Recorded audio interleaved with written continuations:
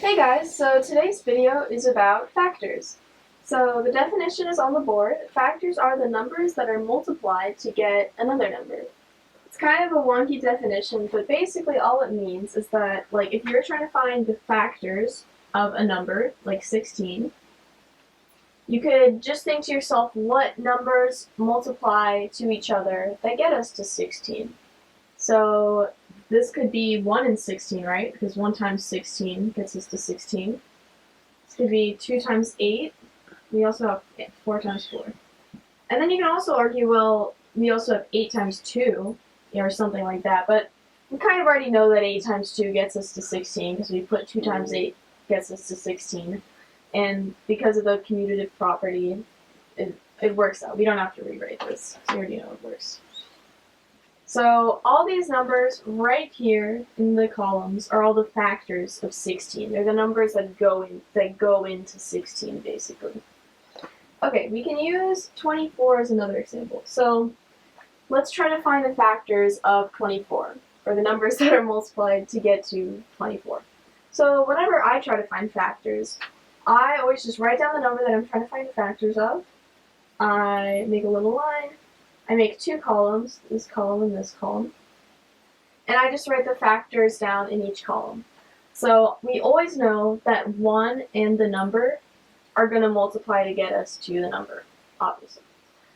If the number is even, then we know that 2 is going to go into it, and then we can just do 24 divided by 2 is 12. And then there's also a pretty cool trick with figuring out if 3 is a factor of a number. I have no idea how this works, honestly. But if you add up the digits of the number, so this would be like 2 plus 4, and that gets us to 6. And we know that 3 goes into 6, because 3 times 2 is 6, like 3 is a factor of 6. Then we know that 3 is a factor of 24. It's kind of weird, but basically you just add up the digits and see if that is if 3 is a factor of the sum of that, and if it is, then it's also a factor of the number. Pretty weird. So 24 divided by 3 is 8, and we also have 4. 4 times 6 is 24, so we know that that works out. And then again, you can keep going and be like, well, 8 times 3, but we already have that here. So these are all the factors in these columns of 24. Okay, we're going to do 2 more examples. These are going to be odd numbers. So we have 27. Okay, now we already know 1 and 27, right? Just the most basic one. We know that 2 can't go into it, right? Because it's not even. It ends in an odd number. We do know that 3 goes into it though, right? Because 2 plus 7 is 9, and then 3 goes into 9. So we have 3, and also times 9 is 27. And just looking at it, like, we can go, okay, 4, no, 4 doesn't go into it. 5, no, it doesn't end in a 0 or 5. 6 doesn't, so there's actually no other factors of 27. And you're just left with these as your factors. Okay, one more example, and then we'll move on to multiples. Okay, 39. Again, every time. 2 doesn't go into it because it's odd.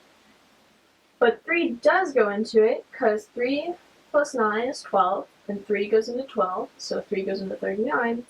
And when you divide this all out, you're going to get 13. And we can go through the rest of the numbers, but this is it. These are the only factors of 39. 1, 39, 3, and 13. Alright, so next up we have greatest common factors, for short GCFs. So basically, just think of this, instead of like greatest common factor, just think of it like factor common greatest. All we're doing is finding the factors of 2 numbers. We're trying to find out the common factors between those numbers, and then which one is the biggest. So like, if you had the numbers like 12 and 18, all you're going to do is think, okay, what are the factors of this? So for 12, it's going to be 1 and 12, right? And I always like to write out these factors in terms of least to greatest, because we're trying to find the greatest. So we have 1, 2, 3, 4, right? Because 1 times 12, 2 times 6, 3 times 4, 6, 6 times 2, and 12. And these are all the factors of 12. And then we're going to find all the factors of 18.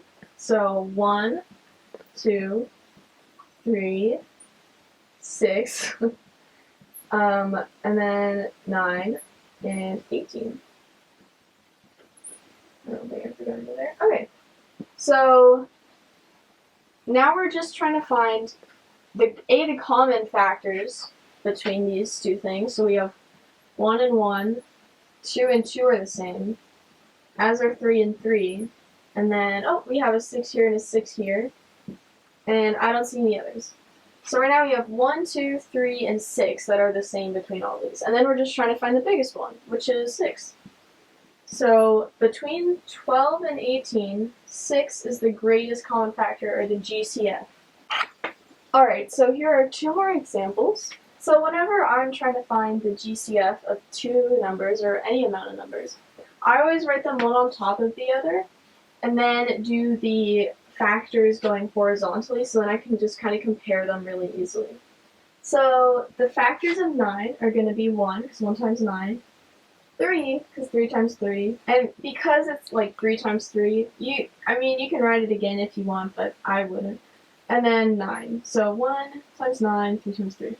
Okay, for 21, for 21 we have 1, 2 doesn't go into it, but 3 does, as does 7, as does 21. So 1 times 21 and 3 times 7 get us to 21.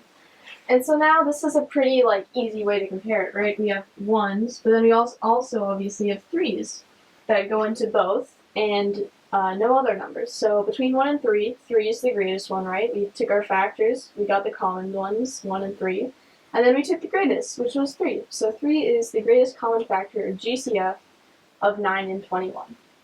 Okay, so now this one looks a little bit more complicated, right? Because we're trying to find the greatest common factor of 3 numbers. But it's the same exact concept. We're just going to say, okay, what are the factors of 16? So 1, 2, 4, because 4 times 4, 8, and 16. Okay, same for 24. 1, 2, 3, 4, 6, 8, 12, and 24. Quite a lot of factors for 24. And then lastly, we have the factors of 32, which is going to be 1, 2, 3 doesn't go into this one, right? Because 3 plus 2 is 5, and 3 doesn't go into 5. Okay. 4, 8, sorry, and 32, is that it? You forgot 16. And 16, thank you, Hauser. Perfect. Okay. So now that we have all this, we're going to compare. So let's see.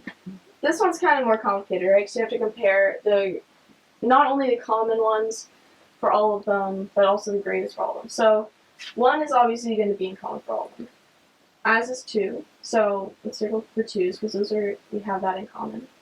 And then looks like we have 4s in all of them. Also 8s, right? Here's our 8s. 16 is only in 16 and 32, so that's not going to work. That's just 32. So looks like we have 2, 4, and 8 that are in common for all of these. So the greatest one of all of those is going to be 8.